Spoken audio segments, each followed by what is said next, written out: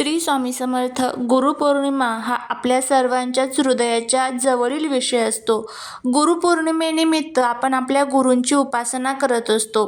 आपल्या सर्वांचेच गुरु जे आहेत तर ते म्हणजे श्री स्वामी समर्थ महाराज. आणि त्याचबरोबर आपल्याला गुरुपौर्णिमेनिमित्त दत्त महाराजांची देखील उपासना करायची असते. यानिमित्त आपण गुरुचरित्राचे पारायण हे प्रत्येक घरात, केंद्रात, मठात, मंदिरांमध्ये होत असतात. पण आत्ताच्या सध्याच्या धावपळीचं जीवन बघता प्रत्येकालाच ते शक्य होत नाही.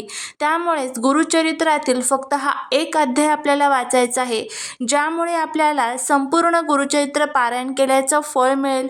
धनप्राप्ती, लक्ष्मीप्राप्ती, कर्जमुक्ती आणि त्याचबरोबर मनातील इच्छा देखील पूर्ण होतील.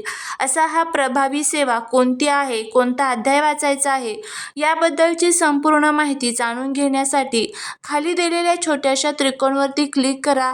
संपूर्ण माहिती, कोणते नियम पाळायचे आहे, कधीपासून सुरू करायचे आहे, ही संपूर्ण माहिती तुम्हाला त्या व्हिडिओमध्ये मिळून जाईल. श्री स्वामी समर्थ.